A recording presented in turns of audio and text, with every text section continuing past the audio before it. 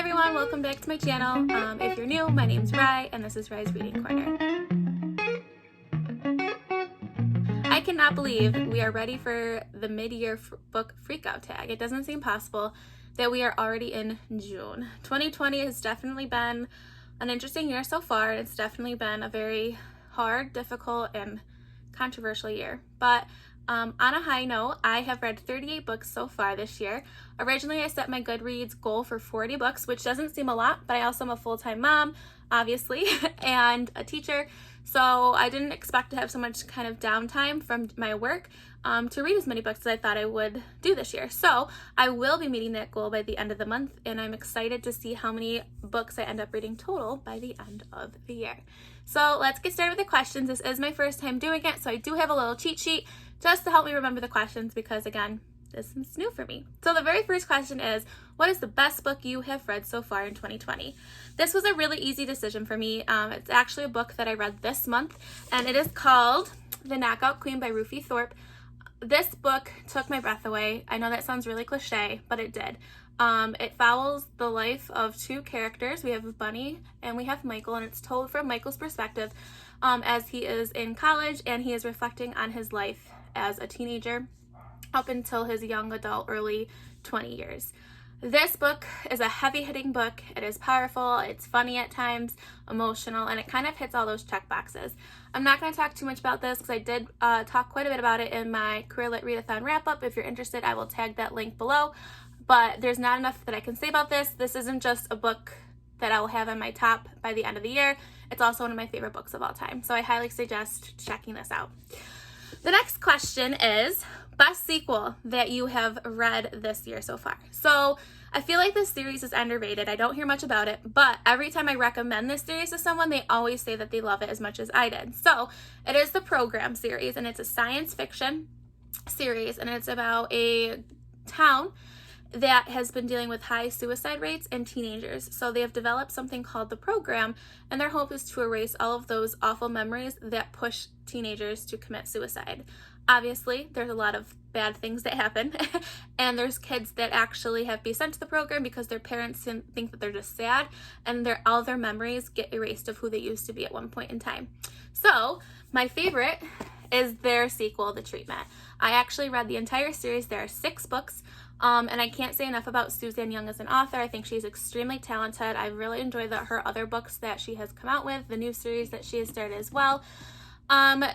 What is really cool about this series is there's 6 books total, and the first 2 books follow the same plot line. The middle 2 books follow the same plot line, and then the last 2 books do the same plot line. But at the end, all of these books and all these characters intertwine to meet one another. It is such a cool concept. At first, I was like, I didn't like that because I wanted to follow the characters that were present in this book.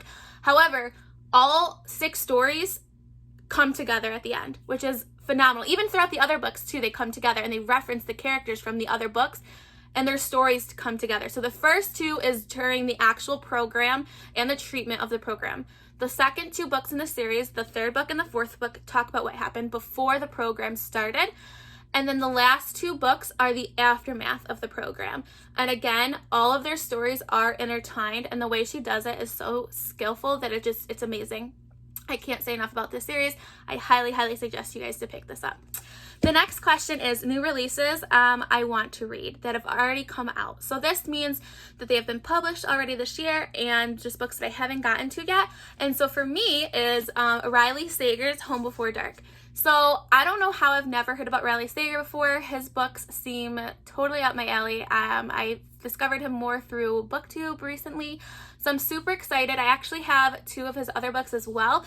They aren't releases that have been this year, but they're books that I definitely have on my TBR list that need to be done by the end of this year. So I'm super excited to read Riley Sager's new book. I did get this through Book of the Month, which again, they're having some issues that I'm not okay with right now and how their representation of things. However, I did get this one last month.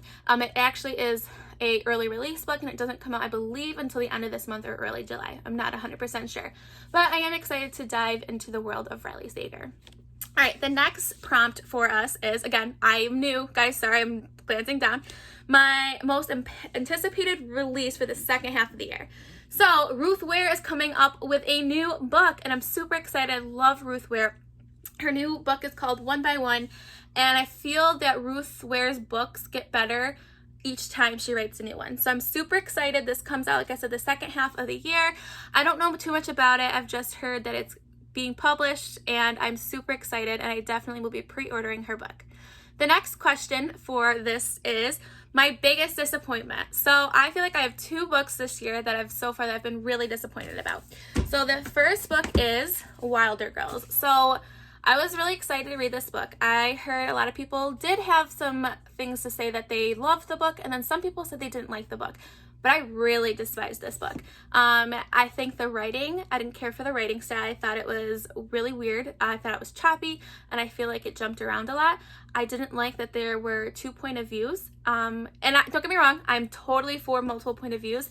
However, this point of view, the main character Hades is the most dominant, and then the other character only has like 3 times where the story is told from her point of view.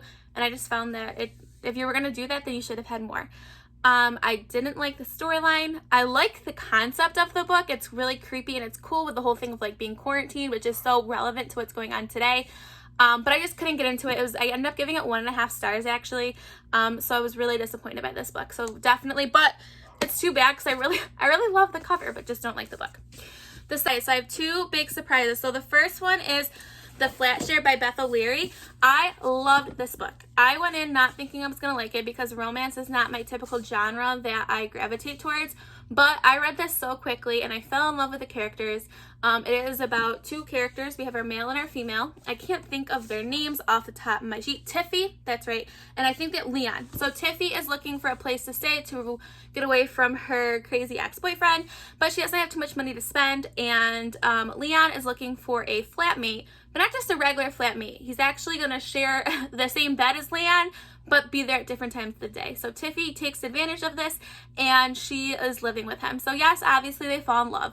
But there is a more complex storyline dealing with Leon's brother, who is currently in jail and claims that he is innocent.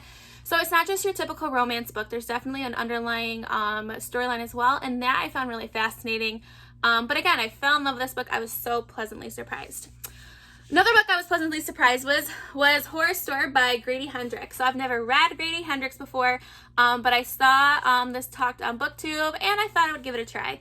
I thought it was going to be kind of, funny, thriller, mystery. Wasn't going to be anything too surprising.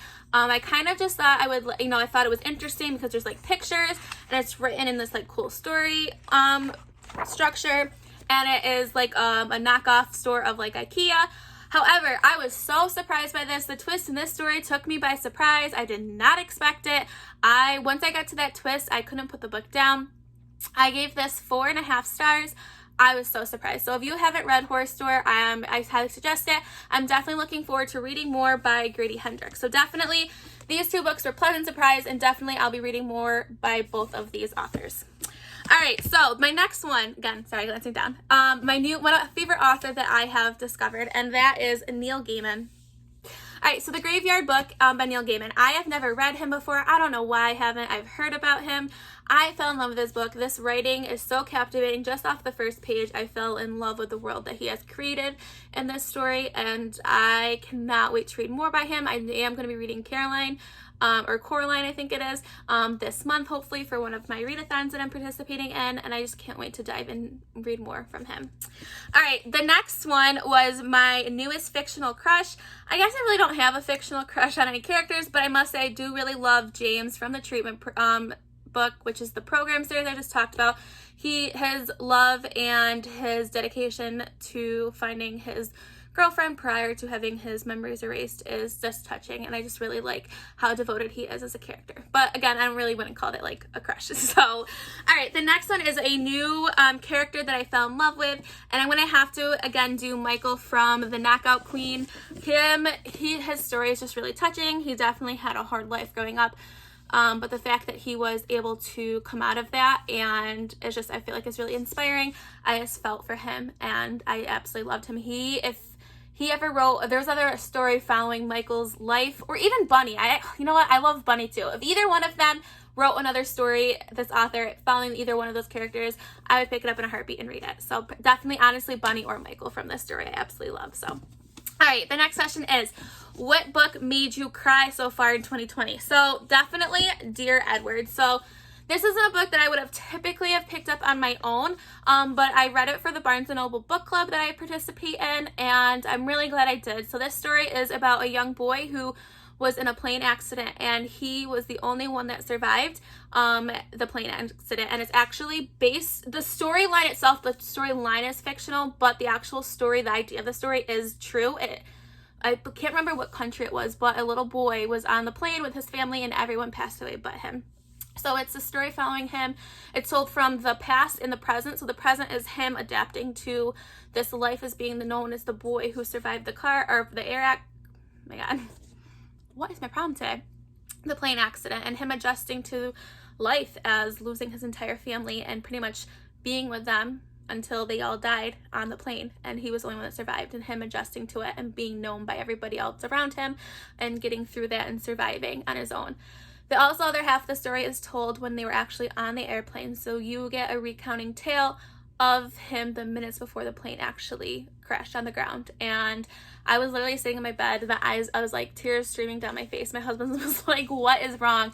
And I just couldn't imagine how that boy felt, not just in the book, but in real life, holding on to their hands, knowing that they were going to, you know, be dead in a matter of seconds, and him to come out alive and no one else. So sorry, that took a really sad turn on this video, but I would highly suggest reading this book. It is an emotional read, but it's very good. All right, on a higher note, because I just really dampened this video, a book that made me laugh. So when I was going through all the books that I've read, I noticed I read a lot of depressing books, like mystery thrillers type things and hard-hitting, but I did read a memoir this year, and this was the Full Circle from Hollywood to Real Life and Back Again by Andrea Barber. She's the one that plays Kimmy on Full House and Fuller House. This was a great story. It was a fun, easy read. It actually was a signed copy of the book, the ones that Barnes & Noble releases around the holidays. I got this for Christmas, so I technically got this book in 2019, but I did read it in 2020, so I'm going to stretch it. This tells her story from being a child actress and to growing up and the difficulties with that, but she is just such a funny character, and her story, it was really an uplifting book. Like I said, I don't know if it's not like the funniest book you're ever going to read, but it definitely was a fun read, and it was a lighthearted read, and I truly enjoyed it. It's fun. So if you're a Full House fan, I would definitely suggest reading this, because it kind of gives you the insights to the characters, and like how the characters and the actors are similar or different, and just as a fun book. So I highly recommend this one as well.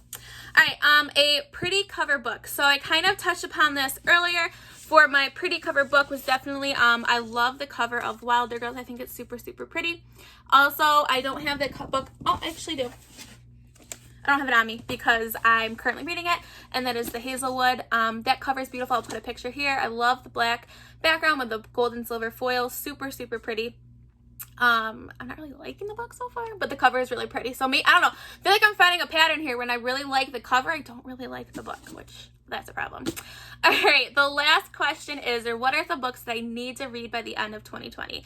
So this could be new releases or just things that have been on my TBR list for a while. So I have a couple of these to answer. So the first one is The Ballad of the Songbirds and Snakes by Suzanne Collins. I'm hoping to get to this month. It is the prequel to The Hunger Games. I feel like I've been putting off reading this. I've had it since the beginning, almost really at the end of last month. I've really heard some people really like it, and I've heard also people didn't like it, and I'm afraid to read it because I don't want to ruin the love I have for The Hunger Games. So this is something that I do need to get to read and just man up and just do it. Another book that I really need to read, or a series, is Crazy Rich Asians. I've had this series for a long time. I don't know why I haven't started it yet. I think sometimes starting a series is intimidating because I feel like you're like dedicated to it. However, I just need to start it because I want to watch the movie, and I'm someone that doesn't like to watch a movie until I actually read the book. And I already mentioned this before. I would like to read the other Riley Sager books as well because I really think that I will like his stories. So yeah, so this was my first mid-year Freakout book tag. I can't believe it's already that time of year. If you've read any of these books, please post below. And if you do this video, please post the video below as well. I would like to read it or watch it. And if you just want to answer some of these questions in the comments, I would love to talk to you guys about how your book reading is going this year. If you have not, if you could please subscribe to my channel, that'd be awesome. I am a new booktuber, so I'm learning and I'd like you to take that journey with me. Also, if you liked this video, please give me the thumbs up, and I tag any of you that is watching to complete this. So it was good to see you guys, and I'll see you later. Bye, loves.